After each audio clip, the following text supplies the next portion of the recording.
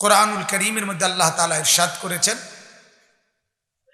ইয়া আইয়ুহাল্লাযীনা আমানু আলাইকুম আনফুসাকুম, হে ঈমানদারগণ, হে মুমিনগণ, তোমরা প্রত্যেকেই তোমাদের নিজেকে আঁকড়িয়ে ধরো, নিজের জীবন সুন্দর করার ফিকির করো। প্রথম, সারা পৃথিবীর চিন্তা এটাও দরকার, কিন্তু নিজের চিন্তা সবার আগে দরকার। আমার পরকাল, আমার আখিরাত, এটা আমার প্রথম দরকার। তো এজন্য আল্লাহ তাআলা বলেন, লা ইয়াদুররুকুম মান দাল্লা ইযা ইহতাদাইতুম, যদি তুমি নিজেকে সুন্দর করে মজবুত করে সাজাইতে পারো, আল্লাহ তাআলা বলেন এবার গোটা পৃথিবীও যদি বরবাদ হয়ে যায়, পথভ্রষ্ট হয়, তোমাকে কেউ ক্ষতি করতে পারবে, কেউ ক্ষতি করতে পারবে। অর্থাৎ তোমাকে গুনাহ এবং নাফরমানির রাস্তায় কেউ নিতে পারবে। এই জন্য নিজের সৌন্দর্য, নিজের পরিচর্যা খুব দরকার, নিজের ফিকির, নিজের ফিকির। আজকে আমাদের বহু ছেলে, বহু পরিবার শুধুমাত্র এ সঙ্গ দোষে নষ্ট হয়ে যায়। ভদ্র ঘরের ছেলে, ভালো ফ্যামিলির ছেলে, পারিবারিকভাবে ভালো ঐতিহ্য, কিন্তু এখন নেশা করে, এখন মাদকাসক্ত, এখন জিনা আর ব্যভিচারের আড্ডার মধ্যে ঘুরে, এরকম অনেক আছে। তাইলে এই জন্য আমি বলতেছি, নিজেকে সাজানো এটা খুব দরকার, নিজের জীবনের দিকে যত্ন নেওয়া, নজর রাখা অনেক গুরুত্বপূর্ণ। এজন্য দয়া করে সবার কাছে অনুরোধ, আবারও বললাম, যারা বসছেন ভাই, যুবক ছেলে, মুরব্বী, তালেবে ইলম, সবাই মনোযোগী হইতে হবে। আমি আসলে আমার এটা একটা বদ অভ্যাস, ছোট বাচ্চাও দুষ্টামি করলে আমি কথা বলতে পারি না, এটা আমার সমস্যা আসলে। এই জন্য হুজুরে শক্তভাবে বলছি যে আপনি বসেন। আমার মাদ্রাসাতেও আমি কথা বললে পুরা ওস্তাদরা ছাত্রদের ফাঁকে ফাঁকে বসে, এটা মাদ্রাসার নিজাম। সবাই চতুর্দিকে বসে এরপরে ছাত্রদের করে নিয়ন্ত্রণ। এই কারণে ছাত্র দুষ্টুমি করবেই। এখানে যদি জিবরাইল ফেরেশতাও বসে, উনি যদি বয়ান করে এবং বলে যদি যে হে ছাত্ররা শোনো আমি জিবরাইল, ছাত্ররা বলবে তো আমার অসুবিধা কি, আপনি জিবরাইল হইলে আমনের জিবরাইল, আমনে আমার কি। কিন্তু মোটামুটি তার উস্তাদ যে পড়ায় সে তাকে অনেকটা নিয়ন্ত্রণ করতে পারে, কারণ সে তো তাকে দেখে সবসময়, তার তত্ত্বাবধানে থাকে। আমার ছোট বাচ্চাটা ছেলে, সাফওয়ান নাম, 6 বছর এখনো পূর্ণ হয় না। ওই দিন গত সপ্তাহখানিক আগে ফজরের নামাজের সময় দেখি সে উঠে গেছে। আমরা উঠছি সবাই ঘরের, আমি, আমার বিবি, আমার মেয়ে। তা আমি বললাম, আপু তুমি উঠছো কেন? কয় হুজুরে বলছে ইংরেজি কবিতা শিখাইছে নুরানি বিভাগে, আর্লি টু বেড, সকাল সকাল উঠতে। তো এই সকাল সকাল উঠতে বলছে হুজুরে, এইটা সে রাত্রে ঘুমাইবার সময় একবার তার মারে বলছে আমারে কিন্তু সকাল সকাল উঠাই দিবে, হুজুরে বলছে। এটা আলহামদুলিল্লাহ তার উপরে ভালো আসর করে। ওস্তাদের কথাটা সে ছেলেটার উপরে ভালো প্রভাব ফেলে, যে আমার হুজুর বলছে। আমার বড় ভাই, আমার মা বলতো, কয় যে আমি বললেও শুনতো না। ও হেতের এক মামা, তার কাছে কিছু মক্তবের কিছু পড়া টড়া পড়ছে, উনি কইতেন, মায়ে বললো যে আমি তারে বললাম চুলটি বড় হয়ে গেছে, চুলটি কাট। কয় না, মামু কইতেন, ওই যে মামু মক্তব পড়াইছে, মানে কায়দা টায়দা কিছু পড়ে, উনি কইলে চুল কাটবে, নাইলে হইতো না। তো এটা স্বাভাবিক। এজন্য আমরা প্রত্যেকে ইনশাআল্লাহ মনোযোগী হই, শুধু আমার বেলায় না, এরপরেও যে ওলামায়ে কেরাম সবাই শ্রদ্ধেয়, বাংলাদেশের শীর্ষ আলেম, ইনশাআল্লাহ ওনারা বয়ান করবেন। আমার অনুরোধ, ছেলেরা যারা উঠছেন ভাই বসছেন, আর উঠাউঠি করেন না, এদিক সেদিক মনোযোগ দিয়েন না, আপনি আমার দিকে মনোযোগ দেন, ইনশাআল্লাহ উপকার হবে। আর সর্বশেষ অনুরোধ হলো, যার যার ব্যক্তিগত মোবাইলটা অল্প একটু সময় নিয়ন্ত্রণ করেন। এই 2-3 ঘন্টা মোবাইলটা যদি ব্যবহার না করেন, খুব বেশি ক্ষতি হবে না ভাই, কিন্তু অনেক বড় উপকার হবে।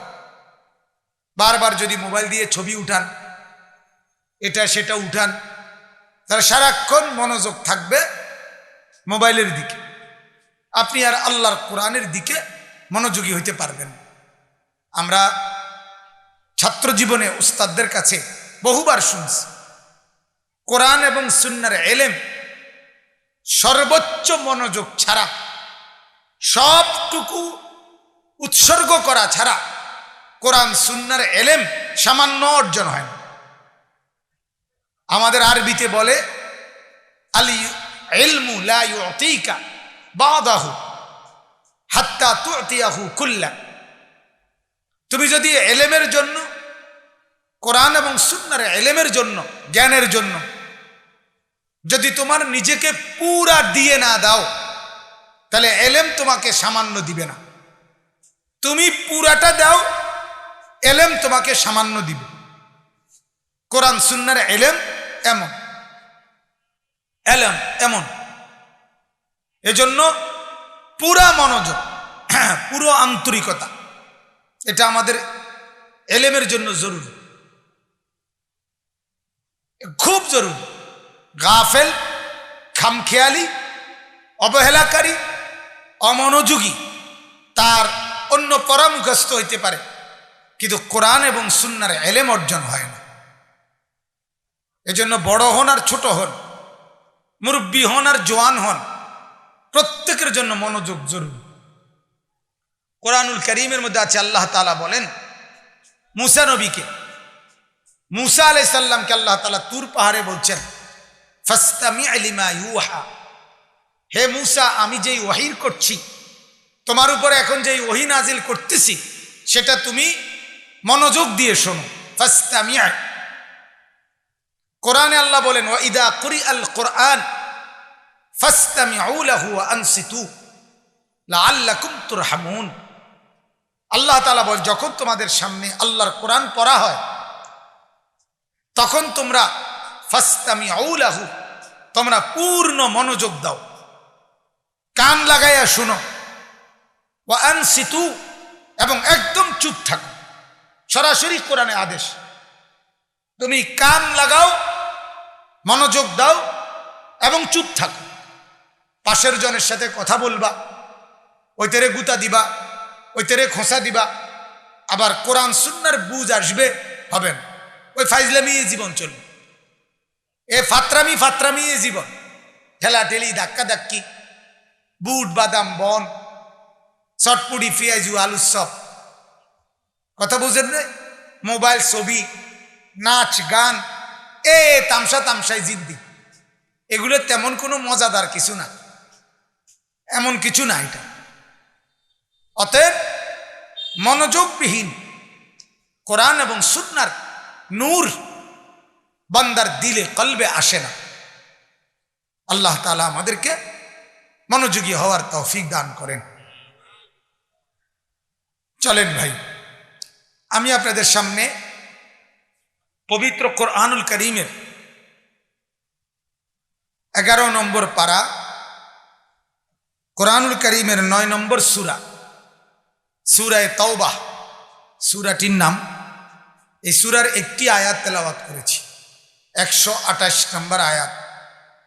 একেবারে অল্প একটু সময় আমি আপনাদের সামনে এই আয়াতটির উপরে কিছু কথা বলতে চাই, যেহেতু হযরত ইতিমধ্যে চলে আসছেন। মূলত আসলে এখন রবিউল আউয়াল মাস চলতেছে, আপনারা সবাই জানেন কি না বলেন? রবিউল আউয়াল মাস আমাদের প্রিয় নবী সাল্লাল্লাহু আলাইহি ওয়াসাল্লামের আগমনের মাস। রবিউল আউয়াল মাস আমাদের প্রিয় নবী সাল্লাল্লাহু আলাইহি সাল্লামের ইন্তেকালেরও মাস। তিনি এসেছেনও এই মাসে, তিনি ইন্তেকালও করেছেন এই মাসে। জন্মগ্রহণ করেছেন রবিউল আউয়ালে, ইন্তেকালও করেছেন রবিউল আউয়ালে। আমাদের প্রিয় নবী সাল্লাল্লাহু আলাইহি ওয়াসাল্লাম জন্মগ্রহণ করেছেন সোমবারে, ইন্তেকালও করেছেন সোমবারে। তো যেহেতু রবিউল আউয়াল মাসে নবী সাল্লাল্লাহু আলাইহি সাল্লাম জন্মগ্রহণ করেছেন এবং ইন্তেকাল করেছেন, সেই হিসাবে মুসলমানদের মধ্যে ইমানদারদের কাছে রবিউল আউয়াল মাসকে নিয়ে একটু বাড়তি উৎসাহ আছে, বাড়তি আন্তরিকতা আছে।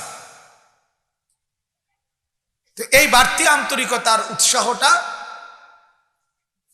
হওয়া তো উচিত ছিল যে গত 11 মাস নবী সাল্লাল্লাহু আলাইহি ওয়াসাল্লামের আলোচনা যা করলাম তার চাইতে বেশি করা।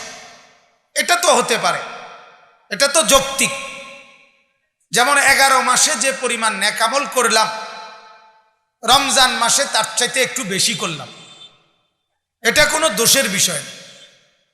কিন্তু দুঃখ বিষয় হলো, দুর্ভাগ্যের বিষয় হলো আমাদের বদনসিব, মন্দ কপাল। রবিউল আউয়াল মাস আসলে যেখানে কথা ছিল ইনসাফ এবং উচিত ছিল, আমাদের প্রিয় নবী সাল্লাল্লাহু আলাইহি সাল্লামের আলোচনা, ওনার জীবন বৃত্তান্ত, ওনার জন্ম, ওনার শিশুকাল, ওনার কিশোর, ওনার তরুণ, যুবক, 40 বছরের আগের, 40 বছর পরের মক্কার জীবন, মদিনার জীবন, যুদ্ধ বিগ্রহ, কোরআনের আয়াতগুলো, হাদিসগুলো, এসব বিষয় নিয়ে বিস্তারিত ব্যাপক আলোচনা হওয়া, উম্মতকে জানানো, মুসলমানদের মধ্যে ব্যাপকভাবে পৌঁছানো, এটাই উচিত ছিল, ইনসাফ ছিল, এটাই ছিল মহব্বতের দাবি। যে 11 মাসও আপনাদেরকে নবীর কথা শুনাইছি, তবে এই মাসে আরেকটু বেশি শুনাইতে চাই। এটা তো ভালো ছিল, এটা তো উচিত ছিল, ইনসাফ ছিল। কিন্তু এটার চাইতে অন্যটা বেশি, অর্থাৎ পরস্পরের প্রতি দোষারোপ করা, আঘাত করা, নিজেদের মধ্যে ঝগড়াঝাটি করা, আর বিভিন্ন রকমের খাদ্য, মিষ্টান্ন, খাবার, এগুলোর বেশি নিজেদের মধ্যে খাদ্যর আইটেম, এগুলোকে বেশি প্রয়োগ করা, এটা হয়ে গেছে রবিউল আউয়ালের করণীয়। গত 11 মাসের চাইতে এই মাসে জিলাফির পরিমাণ বাড়বে, গত 11 মাসের চাইতে এই মাসে বিরিয়ানির পরিমাণ বাড়বে, গত 11 মাসের চাইতে এই মাসে খিচুড়ির পরিমাণ বাড়বে। এটা হলো রবিউল আউয়াল মাসের হক, এটা হলো রবিউল আউয়াল মাসের চাহিদা, এটা হলো রবিউল আউয়াল মাসের করণীয়, এটা হলো নবীর মহব্বত, এটা হলো নবীর প্রতি ভালোবাসা, নবীর প্রতি মহব্বত। আফসুস ছাড়া আর কিছু না, আফসুস ছাড়া আর কিছু। এটা ভালোবাসা কিভাবে হয়? আল্লাহ তাআলা আমাদেরকে যাকে যদ্দুর কোরআন এবং সুন্নাহর বুঝ দিছেন, আমরা এটা বুঝি না। বিষয়টা ঝগড়ার বিষয় না, বিষয়টা পক্ষপাতিত্বের বিষয় না, বিষয়টা ইনসাফ নিয়ে ভাবার বিষয়। আমার নবী সাল্লাল্লাহু আলাইহি ওয়াসাল্লামকে আমি চিনলাম কদ্দুর, জানলাম কদ্দুর, নবীজির পুরা হায়াত সম্পর্কে আমার ধারণা কদ্দুর হইল, এটা কি দরকার না? কথা বলেন না, এটা দরকার কি না বলেন না? কিন্তু সেটার আলোচনা কোথায়? সেটার আলোচনা কোথায়? নবী সাল্লাল্লাহু আলাইহি সাল্লামের আলোচনাটা বিস্তারিত কোথায়? যা অনুষ্ঠান হয়, এখন মধ্যে খাবার, মেহমানদারি, আপ্যায়ন, এটার যে পরিমাণ ফিকির, মেহনত, নবীর জীবন জানানোর মেহনত কোথায়? এটা কই? উম্মতকে বসাইয়া আল্লাহর বান্দাদেরকে একত্র করে আল্লাহ নবী সাল্লাল্লাহু আলাইহি ওয়াসাল্লামের হায়াত, জীবন বলা হোক, জন্ম বলবেন, মিলাদুন নবী বলেন, অসুবিধা কি? বলেন না আপনি। নবীর মিলাদ তো আপনি বলেন না। নবীজি সাল্লাল্লাহু আলাইহি সাল্লামের মিলাদ মানে হলো জন্ম। তা আপনি নবীর জন্মের আগে পৃথিবীতে কি হয়েছে, নবীর জন্মের আগে আল্লাহর এই জমিনের মধ্যে কি কি ঘটনা হয়েছে, নবীজির জন্ম যখন তিনি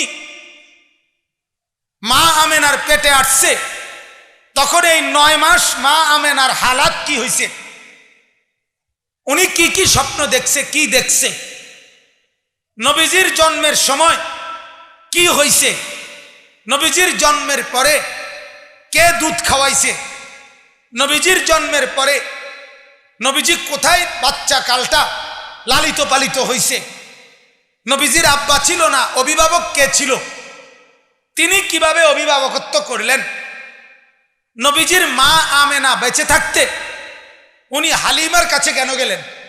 নবীজির কি মা মারা গেছিল? কথা বলেন না কেন? তাহলে উনি হালিমা সাদিয়ার কাছে ওইখানে গেলেন কেন?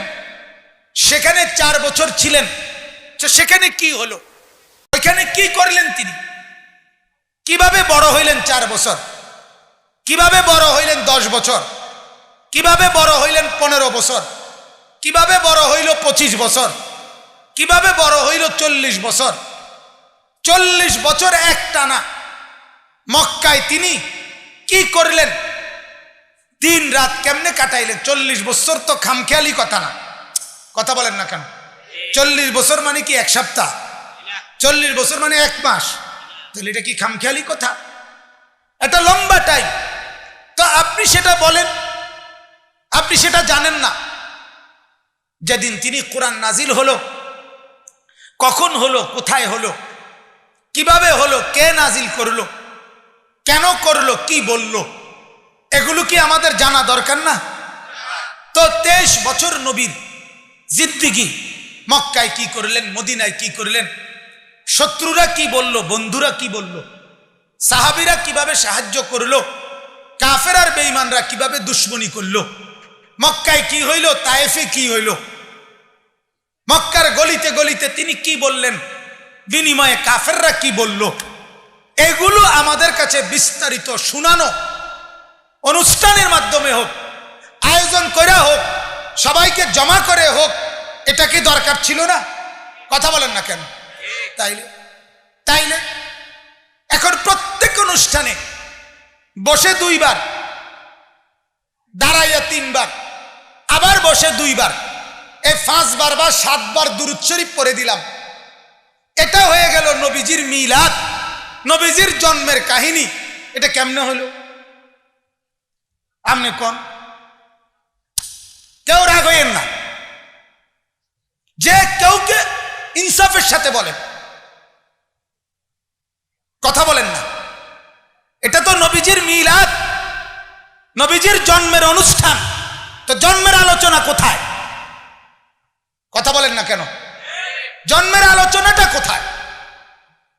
নবীজির জন্ম হলো আব্রাহা বাদশাহ জন্মের পূর্বে তার হস্তি বাহিনী নিয়ে কাবাঘর ধ্বংস করতে আসছে, আর ধ্বংস হইল।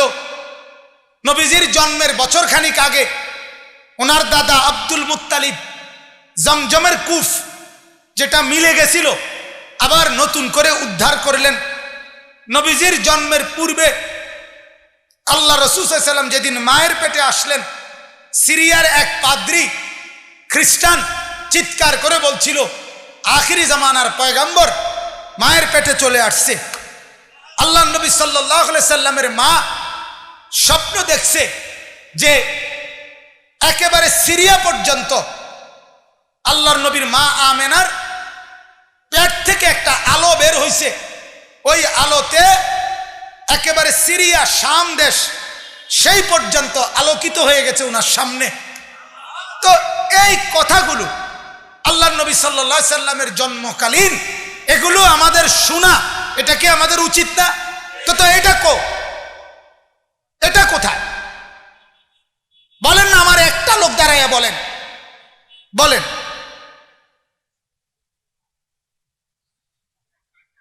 আপনি তো 10 বার দুরূদ পড়লেন, আপনি তো 5 বার দুরূদ পড়লেন, ঠিক আছে এটা, কিন্তু নবীজির জন্মের আলোচনা কোথায়? সালাতুন ইয়া রাসূলুল্লাহ আলাইকুম, সালামুন ইয়া হাবিবাল্লাহ আলাইকুম, এটা নবীজির জন্ম। কথা বলেন না কেন? এটা তো দুরূদ শরীফে না।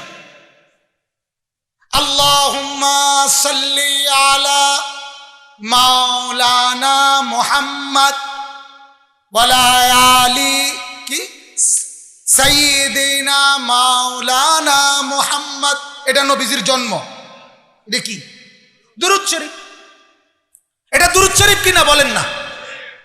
তো ইয়া নবী সালামু আলাইকা, ইয়া রাসূল সালামু আলাইকা, ইয়া হাবিব সালামু আলাইকা, এটা জন্ম, এটা তো সালাম।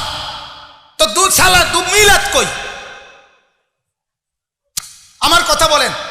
আরে জন্মের আলোচনাটা কই? তো এটা কোন নাকা? অনুষ্ঠানের নাম তো মিলাদুন নবী অনুষ্ঠান। কথা বলেন না কেন? তো এখানে আপনি নবীর মিলাদ বলবেন না, নবীর জন্ম বলবেন না, তো এটা কি তা কর? সেটা বলেন আপনি। ওরে ও তায়েববাসী, তোমরা চিল্লানা নবীকে পাথর মারলা, মনে করেন এই কথাইটা বললাম আমি সুর দিয়া, এটা মিলাদ, এটা মিলাদ। তো আপনি কোন তায়েফের ঘটনা? এটা মিলাদ। তো কি মুসা নবী তুর পাহাড়ে জুতা খোলার আদেশ পায়, মোর নবীজির জুতার ধুলা আল্লাহ তাআলার আরশে চায়। ভালো কথা, ঠিক আছে, কিন্তু এটা কি মিলাদ দি? এটা আমার কথা, এটা নবীর জন্ম নি, এটা তো মেরাজের ঘটনা। কথা বলেন না কেন? তো তাইলে নবীজির জন্মের ঘটনা কই? নবীজির আলোচনাটা কোথায়? নবীজির 63 বছরের জিন্দিগি কই? নবীজির 63 বছরে থন না, জন্মের সময়ের কথাটা কর না, জন্মের সময়ের ঘটনাটা কর না। বাবা আব্দুল্লাহ মরল কোন দিন এটা কন, এটা কম পক্ষে মানুষের জানান না। নবীজির আব্বা আব্দুল্লাহ কি মক্কায় মরছে না অন্য কোথাও মরছে সেটা কন, তাহলেও তো এটা জন্মের ঘটনা হইব, ঠিক কিনা বলেন না? জন্মকালীন সময়ের ঘটনা। নবীজির জন্মের পরে নবীজির নাম রাখলো কে? নবীজির 7 দিনের দিন আকিকা হয়েছে কিনা, আকিকা করলো কে? কথা বলেন, এই বিষয়গুলো জানা উচিত না আমাদের? তো এগুলো সর্বত্র আলোচনা হয়, কথা বলেন না? তো তাইলে 2টা কসিদা, 2টা সুর দিয়া কথা বলা আর 10-20টা দুরূদ শরীফ পড়া, এটার নাম রাসূলুল্লাহ সাল্লাল্লাহু আলাইহি ওয়াসাল্লামের জন্ম বৃত্তান্ত। এটা কিভাবে হয়? সবাই একবার সূরা ফাতিহা 3 বার কুল হুয়াল্লাহ পড়েন, এটা মিলাদ, এটা নবীর জন্ম। তাইলে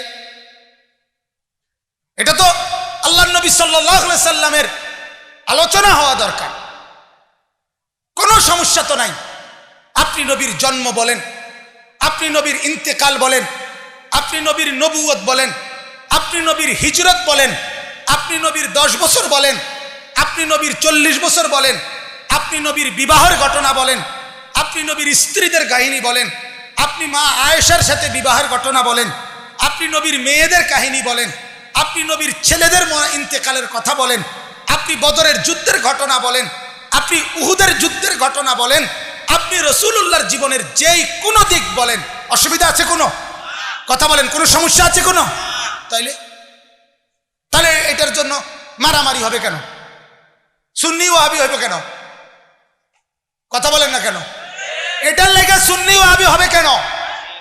এটার জন্য নবীর দুশমন বন্ধু হবে কেন? কেন আমরা ঝগড়া করব? আর কতদিন আমরা ঝগড়া করব? আর কতদিন আমরা ফিতনা করব? বলেন, আমরা বুঝবো কোন দিন? আমরা এক হব কোন দিন? আমরা দুশমনের মোকাবেলা করব কোন দিন? আমরা দাজ্জালের বিরুদ্ধে লড়ব কোন দিন? গোটা পৃথিবী আজকে, গোটা পৃথিবীর চ্যালেঞ্জ, ইসলাম ধ্বংস করে দাও, মুসলমান ধ্বংস করে দাও। দুশমন আজকে ঘরেও, দুশমন আজকে বাহিরেও। বাহিরেও মুসলমান পরিচয়ধারীও মসজিদ মাদ্রাসার বিরুদ্ধে কথা বলে, অমুসলমানরাও মসজিদ মাদ্রাসার বিরুদ্ধে কথা বলে। হুজুর নামধারীও বলে, আবার অন্য নামধারীরাও বলে। তাইলে কি করা দরকার বলে? এরপরও যদি আমরা এতটুকু না বুঝি, বুঝবো কোন দিন? আর বুঝবো কোন দিন? চালে বয়ে লাইছি আমরা, চালের উপরে উঠা আমরা তাকাইয়া তাকাইয়া দেখতেছি চোরে আমার ঘরের মাল নিতে আসে, আর আমি টিনের চালে বইয়া বলতেছি চাই না, আর কিতা নেয়, আর কি নেয়, আর কি নিতে নিতে সব নিচে গা, কিছুই আর বাকি নাই। সে তবুও বলে আর কি না, দেখি না আর কি না। এজন্য বাপ, আমি ব্যক্তিগতভাবে ঝগড়ার মানুষ না।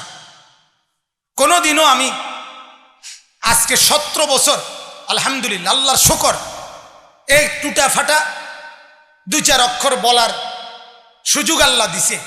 আজ 17 বছর, 17 বছরে আমি কোনোদিন কারোর সাথে বহস, মোনাজারা, কাজ্জা ফাসাদ,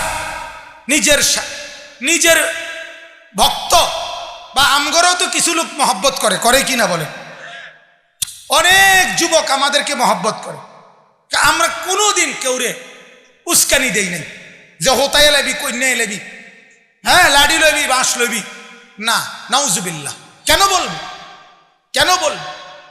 আমি যেই নবীর উম্মত, তিনি এসেছেন সবাইকে আপন করার জন্য, আমি তারাই দেব কেন? কথা বলেন না কেন? আমাদের নবী আসছেন কি জন্য?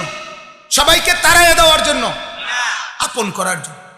ফাবিমা রাহমাতিম মিনাল্লাহি লিনতা লাহু, আল্লাহ তাআলা নিজে বলে, বন্ধু আপনি যদি নরম, ঠান্ডা, নম্র মেজাজের না হতেন, তাহলে আপনার অনুসারী লোকগুলো আপনার পাশে ভিড়ত না, সব আপনার থেকে দূরে সরে যেত।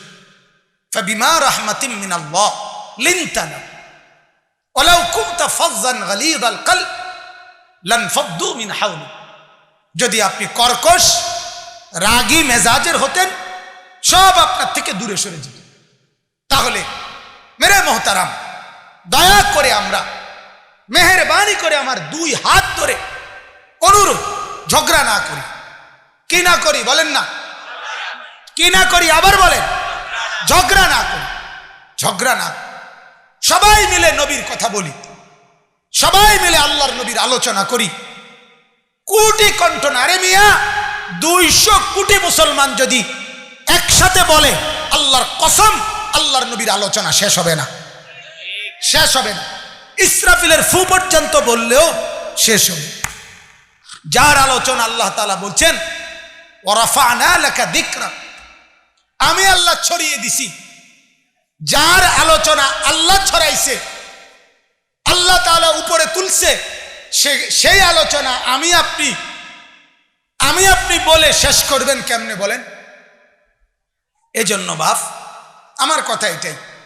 আমি রবিউল আউয়াল মাস আসার পর আমার একটা ইচ্ছা, আমি এই মাসের শুরুর থেকেই আলহামদুলিল্লাহ প্রতিদিন এখন যাই আল্লাহ বলার তৌফিক দিছে, আমার একটাই ফিকির, ব্যাপকভাবে আমাদের নবী সাল্লাল্লাহু আলাইহি সাল্লামের আলোচনা হতে থাকুক, নবীর কথা বলতে থাকি।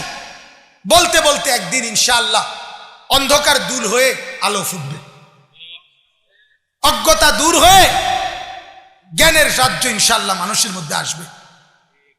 এই জন্য আপনাদের কাছে আমার বিনীত অনুরোধ, রাসূলুল্লাহ সাল্লাল্লাহু আলাইহি সাল্লামের জন্ম, রাসূলুল্লাহ সাল্লাল্লাহু আলাইহি সাল্লামের ইন্তেকাল, রাসূলুল্লাহ সাল্লাল্লাহু আলাইহি সাল্লামের হায়াতের পুরো অংশ, একেবারে প্রতিটা সেকেন্ড পর্যন্ত সাহাবীরা বর্ণনা করছে, করছে কিনা বলেন?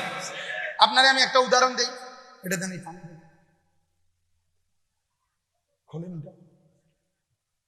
এই যে দেখেন এই পানির বোতল, আল্লাহ নবী সাল্লাল্লাহু আলাইহি সাল্লাম যখন পানি পান করতেন তো বিসমিল্লাহ বলতেন, 3 ঢুকে পানি পান করতেন, প্রত্যেক নিঃশ্বাস আলাদা আলাদা বাইরে ফেলতেন, ওই পানির বোতলে বা গ্লাসে মগে এটার ভিতরে না।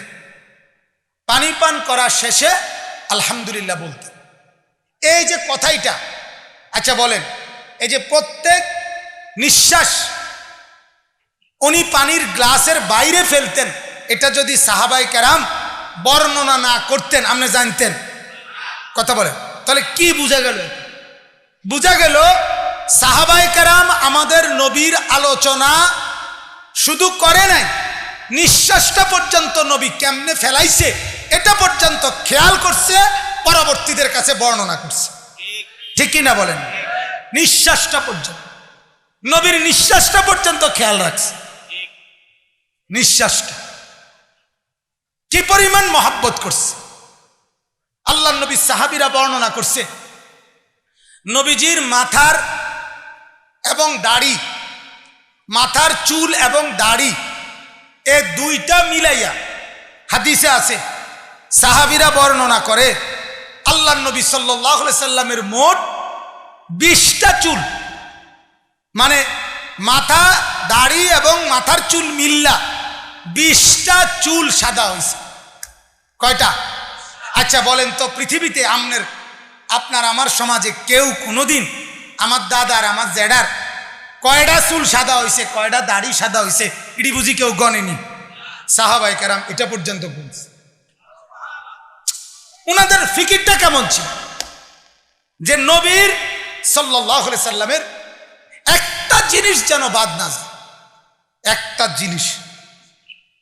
জিনিস কয়টা ঢিলা ব্যবহার করছে, কয়টা ঢিলাগুলো সামনের দিক থেকে পেছনের দিক না পেছনের দিক থেকে সামনের দিক, এটা পর্যন্ত জানিয়ে নিছে। এটা পর্যন্ত ফরজ গোসল করছে রাত্রে স্ত্রীদের সাথে নিয়ে, সাহাবায়ে কেরাম জেনে নিছে নবীর স্ত্রীদের কাছে যে আম্মা জান বলেন ফরজ গোসল কিভাবে করছেন, এটা পর্যন্ত বর্ণনা করছে হযরতে আয়েশা, যে আগে মাথাত ফানি ডালছে কে, নবীজি নাকি আয়েশা, এটা পর্যন্ত বর্ণনা করছে। এটা পর্যন্ত স্বামী স্ত্রীর মিলন, এ সময়ের আদাব কি, এটা পর্যন্ত বর্ণনা করছে। আর কি বলতো? কথা বলেন না কেন? আর কি বলতো? কি বাদ রাখছে?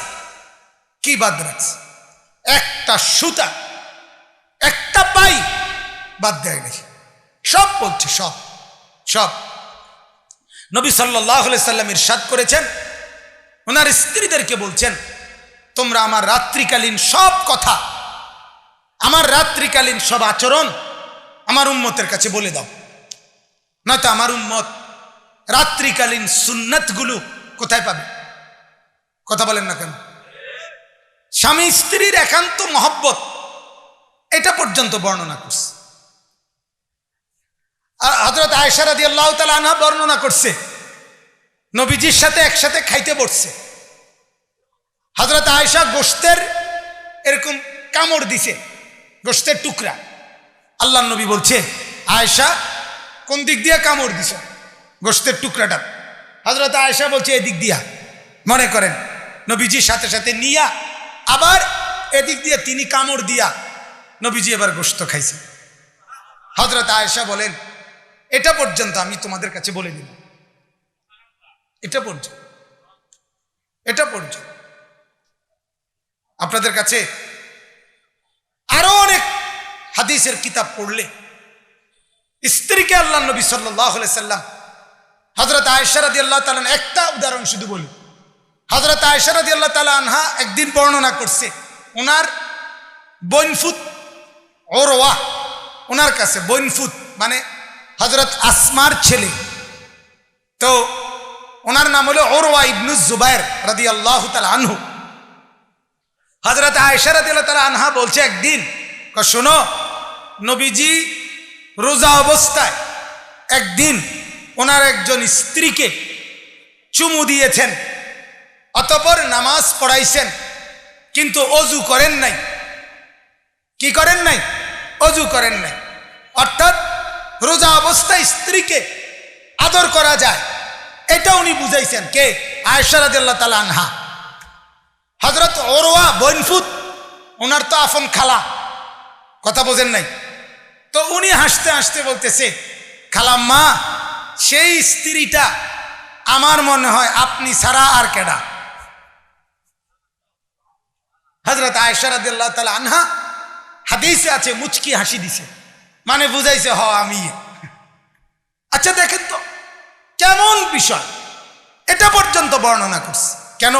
উম্মত যাতে কোনো ব্যাপারে মাসআলার জন্য কারো কাছে যেতে না হয়, কারো কাছে যেন যেতে না হয়। উম্মতের জন্য সব বলে দিছে, হ্যাঁ সব শোনায় দিছে, সব। এজন্য আমার বাপ, ঝগড়া না করি, ফিতনা না করি, ফাসাদ না করি, নিজেদের মধ্যে মত পার্থক্য না করি। প্রয়োজনে একবারের কথা 10 বার বুঝে নেই, প্রয়োজনে একটা বিষয় 1000 বার যাচাই করি। যেহেতু কেউ না কেউ বলছে ভাই এটা ভুল হইতেছে, ভাই এটা বেদাত হইতেছে, ভাই এটা নবীর তরিকায় হচ্ছে না, তাহলে আপনার ভিতরে তো একটা টেনশন থাকা দরকার। না জানি ভুল হইতেছিনি, আরেকবার জিগাই, আবার বুঝি, প্রয়োজনে কোটিবার লক্ষবার বুঝি, যেন আখেরাতে ধরা খেতে না হয়। ঠিক কি না বলেন? এটার মধ্যে দোষের কি? না, সোজা কথা উল্টা পাল্টা কইলে মাথা হারাইলাম। আশ্চর্য কথা, এই ঝগড়াতে মানসিকতা যদি থাকে আমাদের আখেরাত সুন্দর হবে না, আমাদের পরকাল সুন্দর হবে না, পরকাল সুন্দর হবে। আমরা যদি আমাদের নিজেদের দিকে নজর না দেই, আমাদের সমাজ কে সাজাবে? আমাদের ঘর, আমাদের পরিবার কে সুন্দর করবে? বলে কে সুন্দর করবে? এজন্য বাপ, হ্যাঁ, আমি আপনাদের কাছে অনুরোধ করলাম, দয়া করে যদি আমার কথা বুঝেন, এতটুকু আমার অনুরোধ। আল্লাহ নবী সাল্লাল্লাহু আলাইহি ওয়াসাল্লামের জিন্দেগীর সব বিষয় আলোচনা হওয়া উচিত, উচিত কিনা বলেন না? নবীর জন্ম আলোচনা হওয়া উচিত কিনা? নবীজির জন্মের পূর্বে আলোচনা হওয়া উচিত কিনা? আরে কোরআনে আল্লাহ তাআলা আমাদের নবীর আলোচনা কোনখান থেকে করছেন? জন্ম থেকে না, পৃথিবীর থেকে নামিয়া আসমান জমিন সৃষ্টির আগের থেকে।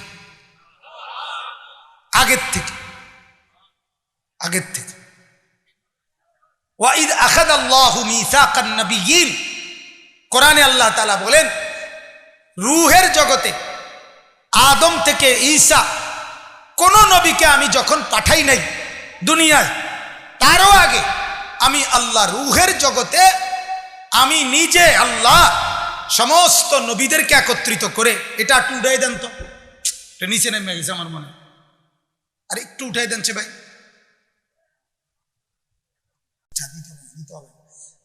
না তো বলতেছি, কোরআনের আয়াত সূরা আলে ইমরানের মধ্যে আছে, আল্লাহ তাআলা বলেন, রূহের জগতে আমি আল্লাহ সমস্ত নবীদেরকে একত্রিত করে, যখন কেউ আসে নাই দুনিয়ায়, কোথায়? দুনিয়ায়, তখনই আমি আল্লাহ আমার বন্ধু মুহাম্মদকে সাল্লাল্লাহু আলাইহি সাল্লাম, তাকে আমি সমস্ত নবীর সামনে পরিচয় করাই দিছি। কোরআনে আছে, কোরআনের আয়াত, গল্প না, কিচ্ছা না, কোরআন শরীফের আয়াত।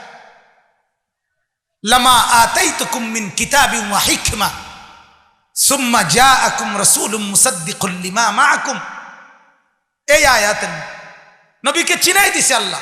শোনো, হে আদম থেকে ঈসা, মানে আমি এটা বোঝানোর জন্য এভাবে বলি, এদিক দিয়ে একটা লম্বা টেবিল, এখানে টেবিলটির মধ্যে চেয়ার দিছে এদিক দিয়া, তো ওই আদম থেকে নিয়ে ঈসা সবাই এই চেয়ারগুলোতে বসছে।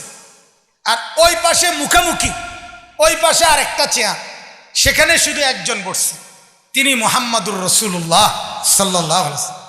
মানে এটা বুঝার লেগে কইতেছি আর কি। তো কি হলো, আল্লাহ তাআলা সব নবীকে বললেন, দেখো এই তোমরা সবাই শোনো, তোমাদের সামনে যিনি বসছেন উনি আমার আখিরি রাসূল, তিনি আমার বন্ধু, তিনি আমার দোস্ত। সুবহানাল্লাহ। অতএব তোমরা সবার কাছে আমি আল্লাহ একটা ওয়াদা নিতে চাই নবীদের কাছে, তোমরা সবাই নবী, ঠিক আছে, আমি তোমাদেরকে দুনিয়ায় পাঠাবো, কিতাব দেব, ওয়াহি নাজিল করব, সব দেব, রাজি হলাম, কিন্তু শর্ত একটা, তোমরা আমার এই নবীর উপরে তোমরা ঈমান আনবা এবং এই নবীকে সাহায্য করবে। কও, সাক্ষী দাও, এটার ওয়াদা দাও। কোরআনে আছে, সমস্ত নবী বলছে আকরারনা, আল্লাহ আমরা সাক্ষ্য দিলাম, স্বীকৃতি দিলাম। আল্লাহ বলেন তাহলে তোমরাও সাক্ষী থাকো, আমিও সাক্ষী রইলাম। সুবহানাল্লাহ। তো কোরআনের আয়াত। তাহলে বলে নবীজির আলোচনা আল্লাহ তাআলা কোথায় শুরু করছে? আরে কথা বলেন না, কোথায় কোথায়? তো তাহলে আপনি আরো পিছিয়ে না যাবেন, আপনি আরো পিছনে না থাকবেন। আচ্ছা, আরো আশ্চর্য কথা শুনেন। আমাদের স্বাভাবিক হিসাবে আদম আলাইসাল্লামের পরে শীষ আলাইসাল্লাম, এরপরের নবীর নাম হলো নূহ আলাইসাল্লাম, এরপরের নবীর নাম কি? তো সর্বশেষ যেই নবী ওনার নাম হলো আখিরি নবী মুহাম্মাদুর রাসূলুল্লাহ সাল্লাল্লাহু আলাইহি ওয়াসাল্লাম, ঠিক না বলেন? কিন্তু এই কোরআনে আছে, স্পষ্ট কোরআনে, ওয়াইদ আখাযনা মিসাকান নাবিয়িনা, এই আয়াতের মধ্যে আল্লাহ তাআলা আরেকটা আয়াত, এটা ওইখানে আছে অমিনকা অমিন নূহিন ওয়া ইব্রাহিম। আল্লাহ বলেন আমি সমস্ত নবীদের থেকে সাক্ষ্য নিলাম, কি নিলাম? অঙ্গীকার নিলাম। তো এটা বলতে গিয়ে আল্লাহ তাআলা বলেন নবীজিকে মিনকা, আপনার থেকে, অমিন নূহিন, এবং নূহ থেকে, ও ইব্রাহিম, এবং ইব্রাহিম থেকে। তাহলে নূহ নবীর নাম বলার আগেই আল্লাহ বললেন মিনকা, আপনার থেকে, এরপরে বললেন নূহ থেকে, এরপরে বললেন ইব্রাহিম থেকে। তাহলে আমাদের নবীর আলোচনা আল্লাহ তাআলা নিজে কোরআনে করলেন নূহ নবীরও আগে, কোরআনের আয়াতে। তাহলে আমনে মর্যাদা দিছেন, মানে আমনে নবীর ইজ্জত দিছেন, মানে আল্লাহ তাআলা যেখান থেকে দিছে আপনি সেখান থেকে দেন। হাদিসের মধ্যে আছে বুইসতু ইলান নাসি কাফা, নবীজি বলেন আমি সমস্ত মানুষের জন্য প্রেরিত হয়েছি। কার জন্য বলেন না কেন? এটার অর্থ কি? মজার কথা হলো এটা হাদিসের ব্যাখ্যায় ওলামায়ে কেরাম লিখছে, নবীজির এই কথার অর্থ হইল নবী যেদিন জন্ম নিছে সেই থেকে ইসরাফিল যেদিন ফু দিবে কিয়ামত, ওই দিন পর্যন্ত যত মানুষ, সবার জন্য তিনি নবী না। এটার অর্থ এটা না। আদম থেকে নিয়ে ইসরাফিলের ফু পর্যন্ত মানুষ বলতে যতজন, আল্লাহর নবী বলেন আমি নবী সবার। এটার স্পষ্ট ব্যাখ্যা আমি নিজে পড়ছি। তিনি উনার জন্ম থেকে পরবর্তী মানুষের নবী না, উনি আগের মানুষেরও নবী। সুবহানাল্লাহ। আগের নবীদেরও নবী হইলে আগের নবীর উম্মতদেরও নবী তিনি। সুবহানাল্লাহ।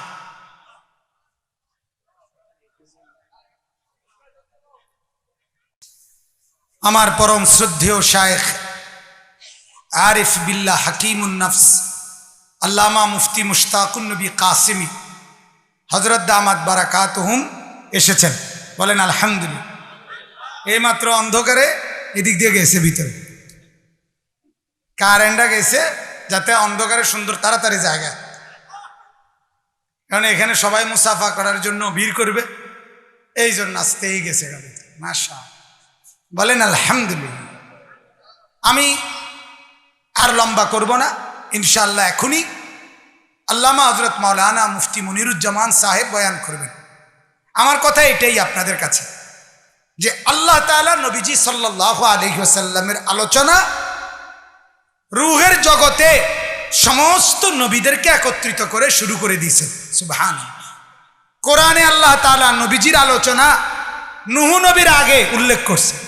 তাহলে আমাদের মধ্যে এটা নিয়ে বিতর্ক মূল বিষয় না, মূল বিষয় হলো আল্লাহ নবী সাল্লাল্লাহু আলাইহি ওয়াসাল্লামের পুরা জীবন আমার জানার মধ্যে আসা, আমি জানা পুরা জীবনের আলোকে আমার জন্য অনুসরণীয় কি সেটা আমি খেয়াল করা এবং সেই অনুপাতে আমার জীবন সাজিয়ে ফেলা। ঠিক কি না বলেন না? নবী সাল্লাল্লাহু আলাইহি সাল্লামের জীবনী, নবীজির যত আলোচনা, এটা শুনবার মাকসাদ কি? অন্য নেতাদের মতো না। ওনার জীবনীর মাকসাদ হলো আমি যেন নবীর রঙে রঙিন হই। ঠিক কি না বলেন না? আর এটাই তো সুন্নাত, এটাই তো ইত্তেবা, এটাই তো অনুসরণ। আমরা এটাই বলি, আমরা কওমি মাদ্রাসার ওলামা, দেওবন্দি ওলামা আজকে শত শত বছর ধরে কত মানুষের গালি শুনেও আমরা এক কথাই বলি যে নবীকে ভালোবাসে যে নবীর সুন্নাতের অনুসরণ করে সে, আবার সুন্নাতের অনুসরণ করে যে নবীকে ভালোবাসে সে। ভালোবাসা সুন্নাতকে দাবি করে, সুন্নাতের অনুসরণ ভালোবাসা প্রমাণ করে। সোজা হিসাব। মেসওয়াক করে যে নবীকে ভালোবাসে সে, ভালো যে বাসে মেসওয়াক করে সে। নবীকে যে ভালোবাসে সে দস্তরখান বিছায়া খানা খায়, দস্তরখান বিছায়া যে খানা খায় সে নবীকে ভালোবাসে। 5 ওয়াক্ত নামাজ জামাতের সাথে পড়ে যে নবীকে সে ভালোবাসে, নবীকে যে ভালোবাসে 5 ওয়াক্ত জামাতের সাথে নামাজ পড়ে সে। হালাল রোজগার করে যে নবীকে সে ভালোবাসে, নবীকে যে ভালোবাসে সে হালাল রোজগার করে। বিবিকে যে পর্দায় রাখে সে নবীকে ভালোবাসে, নবীকে যে ভালোবাসে সে বিবিকে পর্দায় রাখে।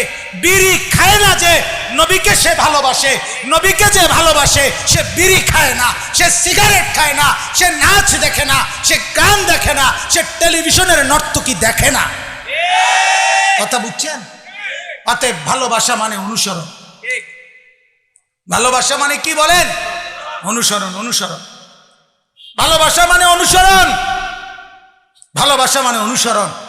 মুখে বিড়ি, চায়ের দোকানে আড্ডা, টেলিভিশনে নাচ দেখা, আর এই অবস্থায় চিৎকার করে বলা আমি নবীকে ভালোবাসি বলে যান দুনিয়ায়, আশা করি হাসরের ময়দানে টিকতো না, কবরে টিকবে না, কবরে টিকবে না, কবরে টিকবে না। কবরে সুন্নত দেখাইতে হবে। কি দেখাইতে হবে? সুন্নত দেখাইতে হবে। কবরে সুন্নত দেখাইতে হবে, হাসরের ময়দানে সুন্নত দেখাইতে হবে। আল্লাহ তাআলা আমাদেরকে বুঝার তৌফিক দান করুক। মেরে মোহতারাম, আমি যে আয়াতটি পড়েছি এই আয়াতের মধ্যে আল্লাহ তাআলা বলেন, কোরআনুল কারীমের এই আয়াত আল্লাহ তাআলা ইরশাদ করেন, লাকাদ জাআকুম, একটু শুনেন মনোযোগ দিয়ে। আল্লাহ তাআলা বলতেছেন লাকাদ জাআকুম, অবশ্যই নিশ্চয়ই তোমাদের কাছে এসেছেন, তোমাদের কাছে মুহাম্মদ নামে যিনি, আল্লাহ বলেন তিনি কে? তুমি কইও না, আমি বলি। আল্লাহ বলতেছে কি? মুহাম্মদ নামে যিনি এসেছেন তিনি কে? আমি বলতেছি। কে বলতেছে? আল্লাহ নিজে। 1 নাম্বার, আল্লাহ তাআলা বলেন রসুল, তিনি আমার রসুল। চিনছ তো? তিনি আমার রসুল। কে বললেন? নবীকে রসুল বললেন কে? তাই আজকে আপনিও বলেন তিনি রসুল, আমিও বলি তিনি রসুল, কিন্তু এই পরিচয় আমার কাছে আপনার কাছে জানিয়েছেন কে? নবীজির জবান দিয়ে সরাসরি আল্লাহ। লাকাদ জাআকুম রাসূল, আল্লাহ বলেন তোমাদের কাছে যিনি এসেছেন অবশ্যই তিনি রসুল। কোরআনে আল্লাহ বলেন, ওমা আরসালনাকা ইল্লা রাহমাতাল লিল আলামিন, হে নবী আপনাকে আমি রাসূল বানিয়েছি, আপনাকে আমি রাসূল বানিয়েছি। এই যে আরসালনা, রাসূল, আল্লাহ তাআলা কোরআনে বলেন ইয়া আইয়ুহার রাসূল, হে রাসূল আমার, বহু জায়গায় আছে। অতএব নবীজির এক নম্বর পরিচয় তিনি রাসূল। তিনি কি বলেন? কে দিছেন পরিচয়? এখন রাসূল মানে কি? রাসূল মানে সহজ কথা, আল্লাহ যেন এটা বুঝাইতে চাইলেন যেহেতু তিনি আমার রাসূল, আমার পক্ষ থেকে প্রেরিত। কি প্রেরিত? আল্লাহ তাআলা বলে শোনো, আমি যাকে রাসূল বানাই, আমি যাকে পাঠাই, তার মাথার চুল থেকে পায়ের নখ পর্যন্ত, ভেতর এবং বাহির, তার পুরা জিন্দেগি আমি আল্লাহ নিজের হাতে সাজিয়ে দেই। আমি যাকে নিজ হাতে সাজিয়েছি, আমি যার প্রত্যেকটা কদম, গতিবিধি, নড়াচড়া, হাসি কান্না, আনন্দ অনুভূতি, আবেগ উচ্চারণ, চলাফেরা, কথাবার্তা, ঘর বাহির, একাকী প্রকাশ্য, সবার কাছে সবকিছু যার আমি আল্লাহ তাআলা ঠিক করে দিছি, তিনি রাসূল। হাসবে কিভাবে? আমি হাসাবো যেভাবে। কাঁদবে কিভাবে? আমি কাঁদাবো যেভাবে। হাঁটবে কিভাবে? আমি বলবো যেভাবে। বসবে কিভাবে? আমি বলবো যেভাবে। ঘুমাবে কিভাবে? আমি বলবো যেভাবে। কেন নবীজি বাম পাও দিয়ে বাথরুমে ঢুকছেন? আল্লাহ বলেছেন। কেন নবীজি ডান পাও দিয়ে মসজিদে ঢুকছেন? আল্লাহ বলেছেন। কেন নবীজি ডান দিকে কাত হয়ে ঘুমাইছেন? আল্লাহ বলেছেন। কেন নবীজি 3 ঢোকে পানি পান করছেন? আল্লাহ বলেছেন। কেন নবীজি 3টা ঢিলা ব্যবহার করছেন? আল্লাহ বলেছেন। যা আল্লাহ বলেছে তা মুহাম্মদে আরবি নিজের জীবনে আমল করেছে। কি ভাই? এটাই সত্য, এটাই বাস্তবতা। তিনি রাসূল, তিনি রাসূল। আল্লাহ তাআলা বলেন আমি কোনো কিছু আমার বন্ধুর নিজের হাতে ছেড়ে দেইনি। আচ্ছা, মসজিদে কোন ফাও দিয়া ঢুকলে ভালো হয়? নবীজি এটা সাহাবীদের সাথে পরামর্শ করছে, ঠিক না? যে তোমরা সবাই একটা মত দাও। তাইলে রাত্রে ঘুমাইবার সময় কোন দিকে কাত হইয়া শুইলে ভালো হয়, এটা মক্কায় মিটিং করে ঠিক হয়েছে না? তো কে ঠিক করে দিছে? আল্লাহ, আল্লাহ, আল্লাহ। অতএব আল্লাহ তাআলা বলেন আমি যাকে পাঠিয়েছি তিনি রাসূল। 2 নাম্বার মিন আনফুসিকুম, আল্লাহ তাআলা বলেন যাকে আমি পাঠিয়েছি তিনি ইনসান। তিনি কি বলেন না? বলেন কি? তিনি ইনসান, তিনি মানুষ। তিনি কি বলেন? মানুষ। বলেন তিনি কি? মানুষ। এখন এটা বললেই লাফ মারার কিছু নাই। এই জন্যই তো বলি ওয়াহিব্বার ফুতাই, এই জন্যই তো কই এগুলা নবীরে আমার মতো মানুষ কয়। ডাকাইতে আমি তোর মতো মানুষ কই নাই, তুই কইছ তোর মতো মানুষ। কথা বলেন না কেন? তোর মতো মানুষ আমি কোনোদিন বলি নাই। ওই বাজারের হাতের মতো, এই বাজারের হাতের মতো আমি কোনোদিন বলি নাই। তুই বলছ তোর মতো মানুষ। কথা বলেন না কেন? আমি বলছি কোনোদিন? কোন কওমি আলেম বলছে কোনোদিন? তাইলে নবীরে আমার মতো মানুষ, আমার মতো মানুষ আমরা বলছি। কোন দিন বলছি? কোন দিন বলছি? আমারে কি বেকুবে কামড়াইছি নি কোনো? কথা বলেন না কেন? আমার মাথায় কি শয়তানে কামড়াইছি নি কোনো? আমি কি লেগে ডাকুম? পাগলামির তো সীমা থাকা উচিত। নবীকে আমার মতো মানুষ, তোমার মতো মানুষ এটা বলবো কেন আমি? কথা বলেন না কেন? এটা কোনো আলেম বলছি কিনা আপনি বলেন? এটা কেউ বলতে পারে কিনা বলেন? আমার মতো নবী হবে কেন? নবীর মতো না আমি হব? কথা বলেন না কেন? আবার বলেন আমার মতো নবী হবে না নবীর মতো আমি হব? তো এটা কি কথা? এটা কোন ধরনের কথা? অনর্থক একটা মিথ্যা অপবাদ কওমি মাদ্রাসার দেওবন্দি ওলামাদের উপরে চাপায় দেওয়া হলো। মিথ্যা কথা। আমরা বলি নাই এটা, আমরা এটা বলি নাই। তিনি ইনসান, তিনি মানুষ। তিনি কি বলেন না? কেন? কেন মানুষ? কেন মানুষ? তো আপনি একটা ভিন্ন প্রস্তাব দেন যে নবীকে ফেরেশতা বানাইলে ভালো হইতো? কথা বলেন না কেন? একটা প্রস্তাব দেন না। তো ফেরেশতা বানাইলে ভালো হইতো না, তাইলে উনি আর 1 সপ্তাহ ঘুমাইতো না, কারণ ফেরেশতা তো ঘুমায় না। তাহলে আমরাও তো নবীর মতো হইতে হবে, তাহলে আমরাও 1 সপ্তাহ হইতেন পারতেন না। তিনি যদি জিন হইতেন তাহলে জিন তো সেকেন্ডের মধ্যে উড়ে যায়গা, তো আমরাও তো উঠতে হইতো, পারতেন আপনি?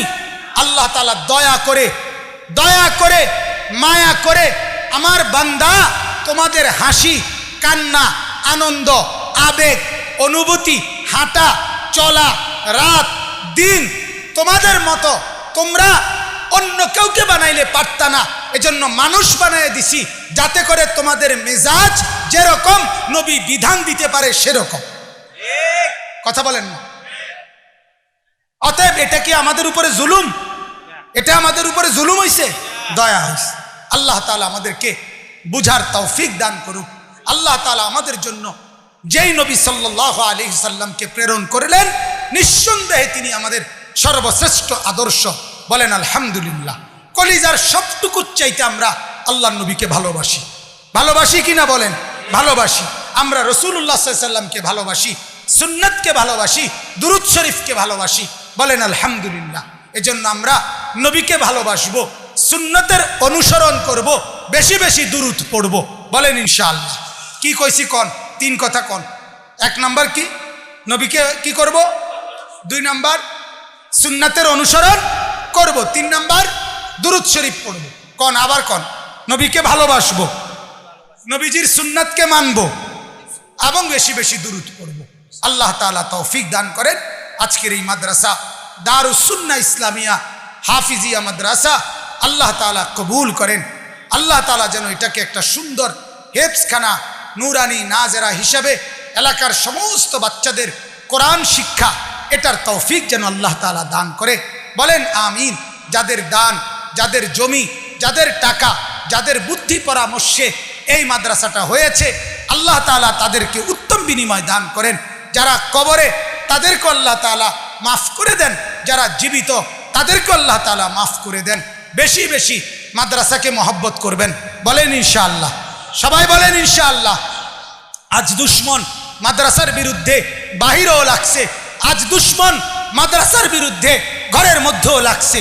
অর্থাৎ মাদ্রাসার বিরুদ্ধে, হেফজখানার বিরুদ্ধে আপনার বাহিরের দুশ্মন এরা যেমন লাগছে, ঠিক নিজেদের পরিচয়ধারী মৌলবী পরিচয়ধারী দুশ্মনও হেফজখানার বিরুদ্ধে মাথাচাড়া দিয়ে উঠছে। অতএব এটা স্পষ্ট সবার নজরে পড়ে গেছে। এদেশের সর্বোচ্চ ব্যক্তি থেকে নিচ পর্যন্ত প্রত্যেকটা মুসলমান বর্তমানে, তিনি মন্ত্রী, তিনি সচিব, তিনি এমপি, এরকম বড় ব্যক্তিরাও তাদের বাচ্চাদেরকে হেফজখানায় পড়ায়। আবার ছোট্ট রিক্সাওয়ালা কুলিওয়ালাও তার বাচ্চাকে হেফজখানায় পড়ায়। আজকে বাংলার প্রতিটা মুসলমানের কল্পনা এটা যে আমার সন্তান হাফেজ হোক, হাফেজে কোরআন হোক। এটা উচ্চ শিক্ষিতও চায়, এটা সাধারণ শ্রেণীও চায়। এজন্য দুশ্মনেরা বাইরের দুশ্মনও লাগাইছে, ভিতরের দুশ্মনকেও লাগাইছে। আল্লাহ তাআলা সমস্ত দুশ্মনকে ধ্বংস করে দেন। আল্লাহ তাআলা আমাদের মসজিদ মাদ্রাসাগুলোকে কিয়ামত পর্যন্ত কায়েম দায়েম করে দেন। বলেন আমিন। সুবহানাল্লাহি ওয়া বিহামদিহি সুবহানাকা।